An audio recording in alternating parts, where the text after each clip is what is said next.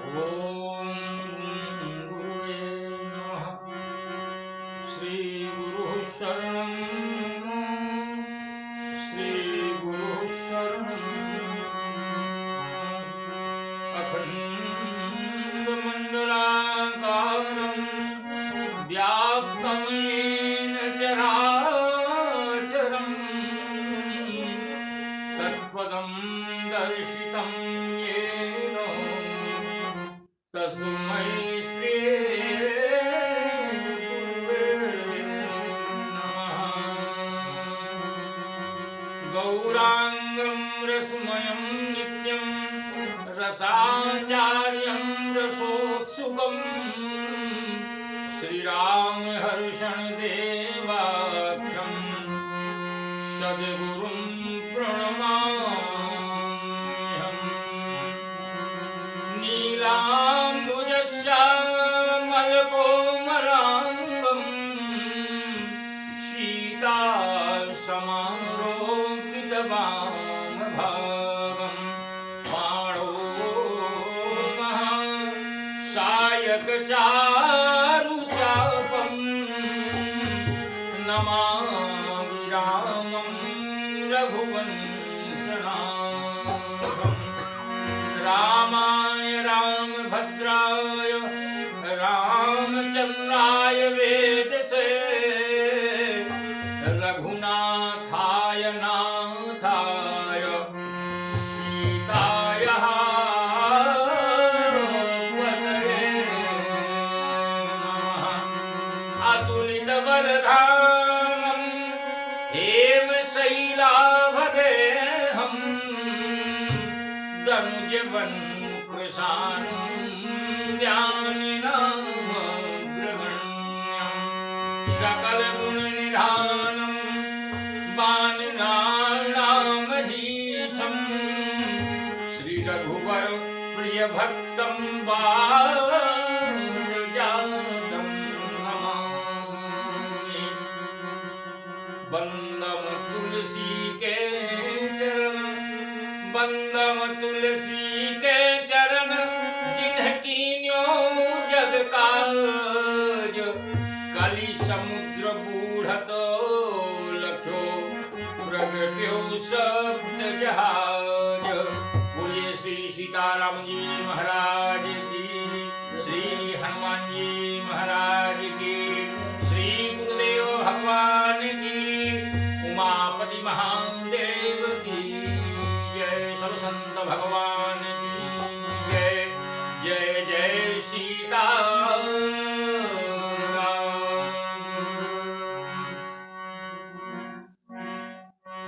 परम भागवत श्री सीताराम चरणाश्रित समस्त भक्तवृंद, साथी दयामयी दिव्य मातृशक्ति भगवत कृपा से यह सत्संग लाभ हम आप सबको प्राप्त हो रहा है।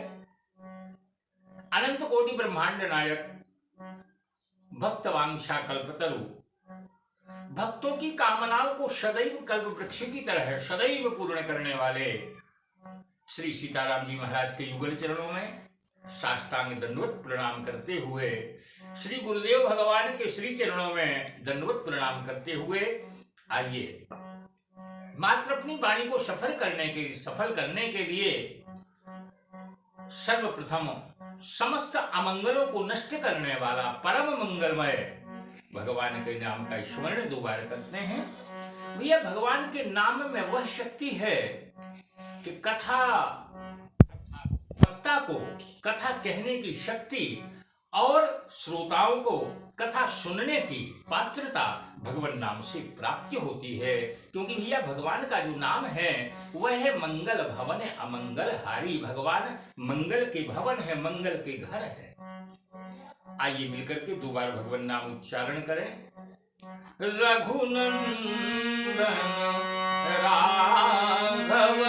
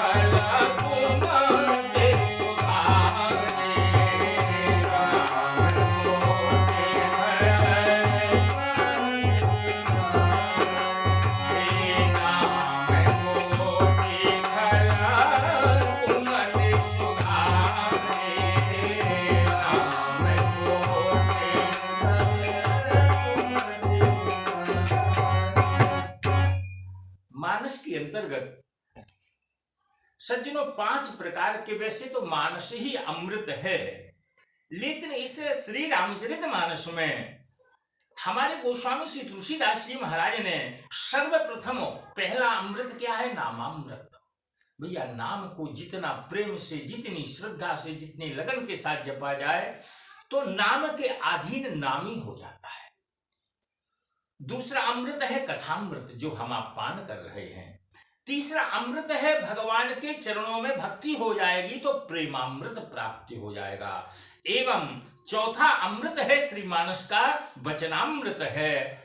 और यह 5वां अमृत बड़ा ही उत्तम, जिसे सुधामृत कहते हैं। अमृत ही अमृत है कथा से। और अगर देखा जाए तो मानव जीवन को प्राप्ति करके अगर हमने भगवान की भक्ति की ओर हम अग्रसर नहीं हुए, प्रत्येक व्यक्ति चाहता है कि हम सुखी हो जाएं। भैया दुखी कोई नहीं होना चाहता। 84 लाख योनियों में अगर हम देखें तो जो जिस योनि में है वह चाहता है कि हम सुखी हो जाएं, कोई भी दुखित नहीं होना चाहता। लेकिन भैया विचार करें, क्या सब सुखी हो गए? नहीं हुए। क्यों? वास्तव में जहां सुख है वहां तक हम आप पहुंचते ही नहीं हैं। भैया अगर दुकान गलत है, अगर हम मिठाई की दुकान पर जाकर के और किसी दवाई का नाम बताएंगे तो वो दुकानदार सोचेगा कि या तो इसका दिमाग खराब है, यहाँ मिठाई मिलती है कि। ठीक इसी प्रकार वास्तव में जहां आराम नहीं है, सुख नहीं है, वहां हम जाकर के सुख की खोज में लगे हुए हैं। कारण इतने ही है क्योंकि सुख कहाँ है? बोले जो आनंद सिंधु सुख राशि, जो आनंद सिंधु सुख राशि, सीकर ते त्रैलोक्य सुबासी, सीकर ते त्रैलोक्य सुबासी। सो सुख धाम राम यस नामा, अखिल लोकदायक विश्राम। अगर हम विश्राम चाहते हैं, हम आनंद चाहते हैं, हम सुख चाहते हैं, तो भैया बिना राम जी के वह स्वप्न में प्राप्त होने वाला नहीं है।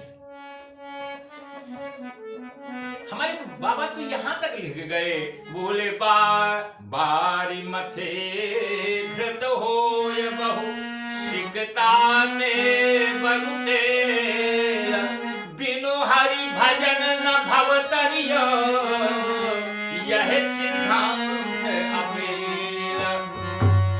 बारी मथे घृत होय बरु, बारी माने जल होता है, पानी मथने से चाहे घी निकल सकता है। बारी मथे घृत होय बहु, सिकता ते बरु तेल। असंभव कार्य है, बालू से कभी तेल नहीं निकल सकता है। बिनु हरि, लेकिन भगवान का जब तक आप भजन नहीं करेंगे तब तक स्वप्न में भी सुख की प्राप्ति होने वाली नहीं है। ये एक निश्चित सिद्धांत है। तो ये जब ये सिद्धांत है तो हम राम जी के चरणों में पहुंचे, सुख की खोज मृग मरीचिका की तरह कर रहे हैं।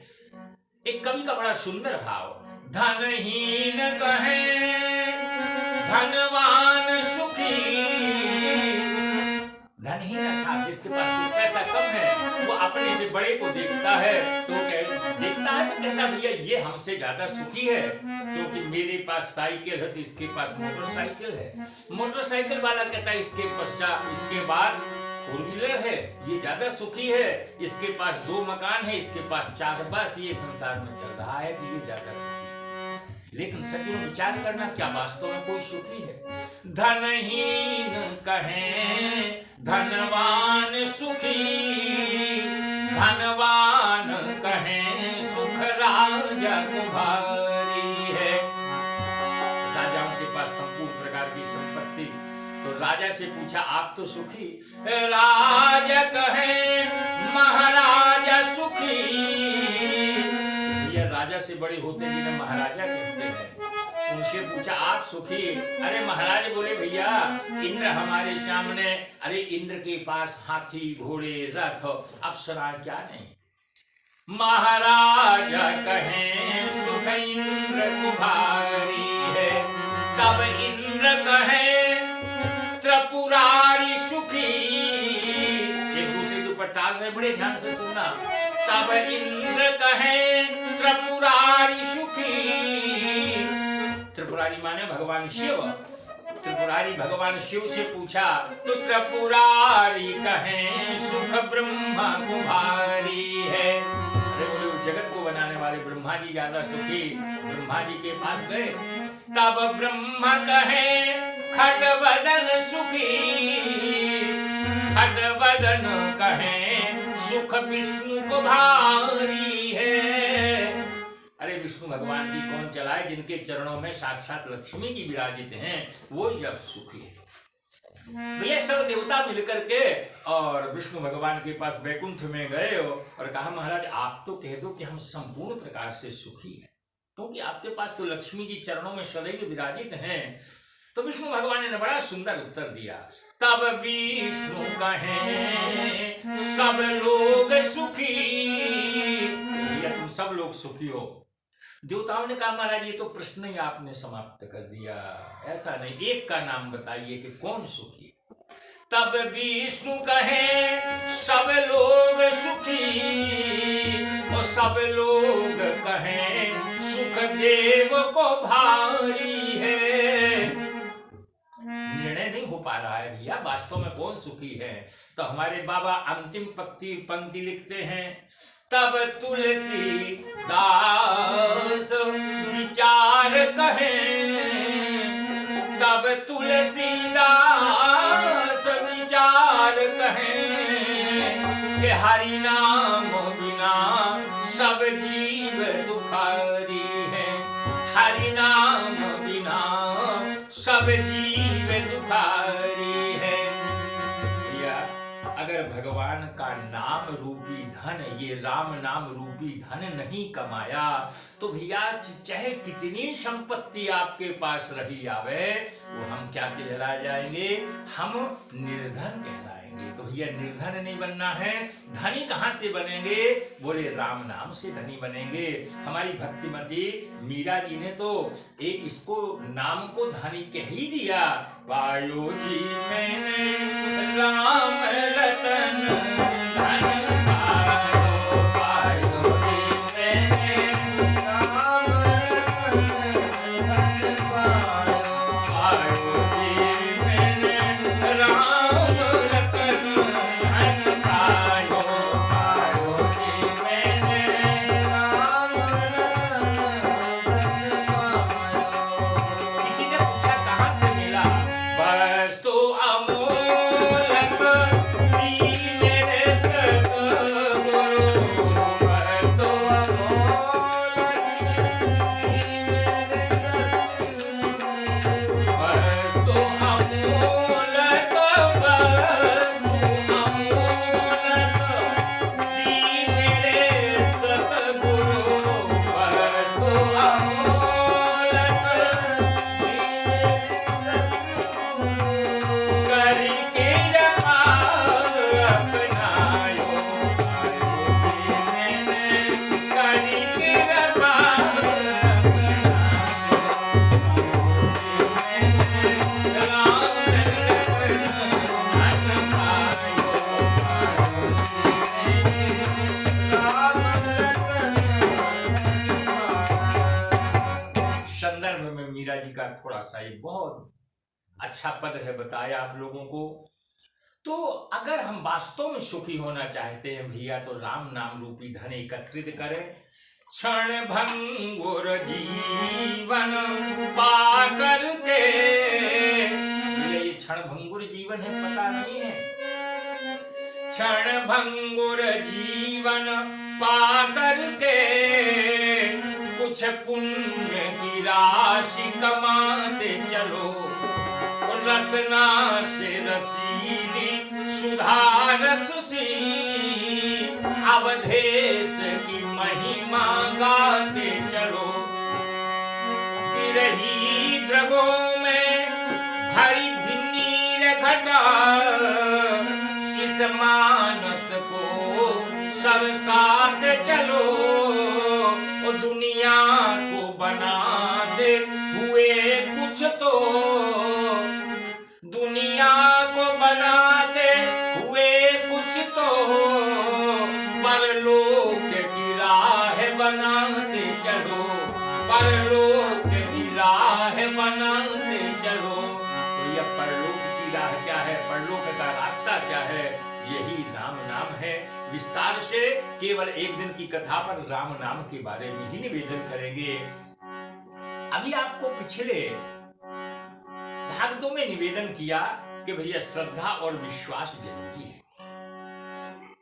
श्रद्धा बिना धर्म नहीं होई, बिनु मही गंध की पावई, बिना श्रद्धा की धर्म नहीं होगा। तो आप इस संसार में देखें, ये श्रद्धा रूपी कौन है? श्रद्धा रूपी माताएं हैं और विश्वास रूपी पुरुष हैं। जितने संसार में हमारी मातृ शक्ति है, माताएं हैं, बहनें हैं, वही श्रद्धा है। और जो पुरुष हैं, चाहे वो बालक हो, चाहे बड़े हो, चाहे वो बूढ़े हो गए, वो सब क्या है? विश्वास है। श्री रामचरितमानस के कथा क्रम को आगे बढ़ाने में हमारी माताओं का जो अद्भुत सहयोग है, अगर माताएं ना आती तो ये श्री रामचरितमानस इतना ना लिखा जाता। आप लोग मेरी बात को सुनकर के सोचेंगे कि महिलाओं ने क्या किया। अरे भैया, मातृ शक्ति अगर आगे ना आवे तो संसार का कोई कार्य होने वाला नहीं है। मातृ शक्ति के द्वारा ही ये संपूर्ण विश्व चल रहा है, क्योंकि जनन का काम तो उसका, इसलिए जननी कहलाती है। तो मानस में अगर माताएं शामिल ना होती तो ये कथा आगे ना बढ़ती। देखिए, बालकांड लिखा गया, राम जी विवाह कर बनते अवधनाथ, मिथिलापुरी से आए राजा बन जाते। तो राम जी विवाह कर बनते अवधनाथ, के कई के साथ जो पे मंथरा न आवती, के कई के साथ जो मंथरा न आवती। आप लोग मानस प्रेमी हैं, सब जानते हैं, अगर मंथरा वो ने जो कुचक्र रचा, सरस्वती जी की प्रेरणा थी कि कई को समझाया, नहीं तो बालकांड भर कथा बनती। बड़े ध्यान से सुनना, बालकांड भी कथा हो जाती, लेकिन ये दो माताएं आई, इन्होंने कथा को आगे बढ़ाया, मंथरा और केकई। अब तीसरी देवी आ रही है, बड़े ध्यान से इनको सुनते जाना भैया, बिना माताओं के संसार में कुछ होने वाला नहीं है। वन में रह जाते न हो तो सिया को हरण, चले भी गए वनवास। तो माताओं ने सोचा अब ये कथा कैसे आगे बढ़े, कि वन में रह जाते न हो तो सिया को हरण। एक और तीसरी देवी आई कि रावण की बहन जो नाक कटवावती, रावण की बहन जो नाक कटवावती। रावण की बहन शूर्पणखा, भैया इसने अपने नाक कान कटवा करके, नकटी बन करके, बूची बन करके कथा को आगे बढ़ाया। चलो मेरे नाक कान कट जाए लेकिन कथा तो आगे बढ़े। तो भैया तीसरी देवी कौन? शूर्पणखा। बड़े ध्यान से सुनते जाना, माताओं का कितना बड़ा सहयोग इस मानस में है। चौथी देवी आई कि रोवत ही रहते वियोग में करुणा शिव। सीता जी का अपहरण हो चुका, माता जी का, भगवान रो रहे हैं। तो एक देवी और आई, कथा को आगे बढ़ाया, सबरी सुग्रीव के जो न पास पठावते। सुग्रीव के पास किसने पहुंचाया? सबरी मैया ने। पंपा सरहि जाहु रघुरा,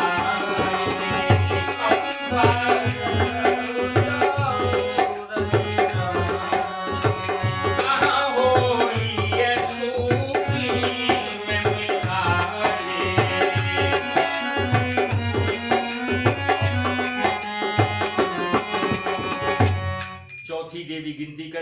चौथी माता जी सबरी आई सुग्रीव को, और सबरी माता ने सुग्रीव के पास भगवान को पहुंचाया। कथा आगे बढ़ी। अब पांचवी देवी आ रही है। मानस में एकदम देवी आई है तभी कथा बढ़ी है भैया, नहीं तो ये कथा ना बढ़ती। भटकते ही रहते विनीत कपि भानु वृंद, नारी तप कुंज जो पे दया ना दिखावते। प्यास लगती है, सुंदरकांड में सब कथा आई है। तो कहा कि स्वयं प्रभा नाम की देवी थी, विराजित थी गुफा में जाकर के। सब लोग वानरगण जल पीते हैं। कथा आगे बढ़ी भैया। पांचवी देवी के बाद अब छठवीं देवी आती है। छठवीं देवी कौन है? जगन्यंती जगदीश्वरी मां पार्वती महारानी। मानस की कथा भगवान शिव ने अपने मानस में बना करके रख ली। रचि महेश निज मानस राखा, अपने हृदय में बना करके रखा। रचि महेश निज मानस राखा, पाये सुसमव शिवासन भाखा। शिवा मां ने पार्वती के सामने वर्णन किया। मां पार्वती ने बड़े सुंदर प्रश्न किए हैं भैया। 8 प्रश्न ज्ञान के किए हैं और 8 प्रश्न लीला के किए हैं। कुल 16 प्रश्न किए हैं मां पार्वती जी ने। उनका विवरण आगे के भागों पर आप देखते रहेंगे। और बड़ी देखिए, भगवान के विषय में जो जब कोई पूछता है तो हमारे भोले बाबा बड़े प्रसन्न होते हैं कि ये छठवीं देवी।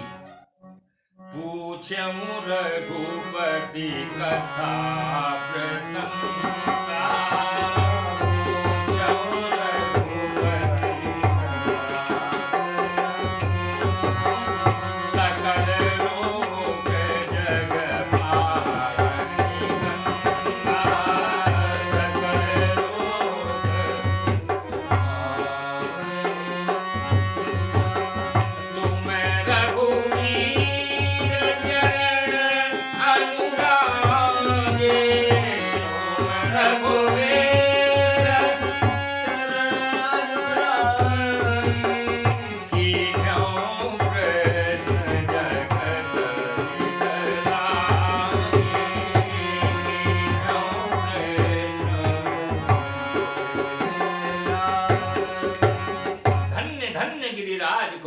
तुम समान नहीं को उपकारी।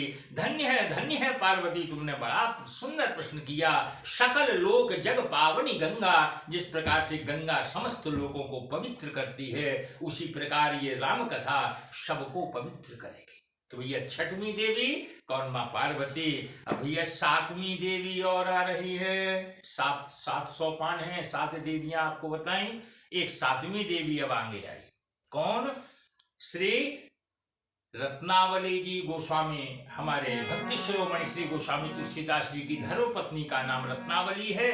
कि व्यापो अति क्लेश तज दीन्हो वह वेश, अबला के उपदेश आकही की खुली। बताया रत्नावली ने कि अस्थि देह में और जिसमें चमड़ी है, रक्त है, इस शरीर में जितना आपका प्रेम है, अगर उतना प्रेम कहीं राम जी के चरणों में होता तो आपका कल्याण हो जाता। हृदय की आंखें खुल गई। नाथ नारी को नवाय, लई लेखनी उठाय। गुरु बन गई रत्नावली।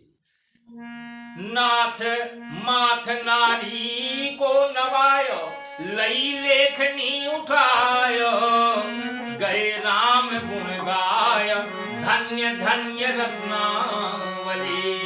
धन्य है रत्नावली जो संसार के कल्याण के लिए और अपने पति देव को कितना सुंदर उपदेश दिया। इस प्रकार माताओं के सहयोग से ये कथा बनते बनते और उत्तर कांडी 7 सोपान बने। इस कथा में विविध मतों का बाहुल्य देख भारत में। विविध मतों का बाहुल्य देख भारत में, श्रुति शास्त्र आदि का सरल भाव खोला था। जन जन में प्रभु की भक्ति का बहाया स्रोत, प्रेम मधुमाही राम नाम रस घोला था। जननी जनक दिया त्याग बाल्यकाल सी, उदर की ज्वाला हित द्वार द्वार डोला था। अर्थात भूखे प्यासे हमारे बाबा दरवाजे दरवाजे घूमे। भव्य भारती के विशुद्ध ग्रंथ मानस माही, भव्य भारती के विशुद्ध ग्रंथ मानस माही। वही राम बोला या कि स्वयं राम बोला था, वही राम बोला या कि स्वयं राम बोला था। भगवान की अद्भुत वाणी। तो इस प्रकार से जो आप लोगों को निवेदन कर रहे थे कि भैया मातृ शक्ति का इतना बड़ा सहयोग है इस मानस की कथा को बढ़ाने में, जो आप लोगों को निवेदन किया गया है, दिव्य मातृ शक्ति है। और भैया हमारा ये भारत देश ऐसा है, इस भारत देश में सदैव मातृशक्ति की पूजा होती थी। यत्र नारिष्य पूजन्ते रमन्ते तत्र देवताः। जहाँ मातृशक्ति की पूजा होती है वहाँ क्या होता है, वहीं देवता क्या करते हैं, रमण करते हैं। और जहाँ श्रद्धा और विश्वास रहता है वहीं भगवान आते हैं। आज की कथा को यहाँ पर विराम देंगे और विराम देने के साथ साथ में 2 बार भगवान नाम संकीर्तन करेंगे। कथा को प्रतिदिन आप लोग इसी प्रकार श्रवण करते रहें। श्री राम जय जय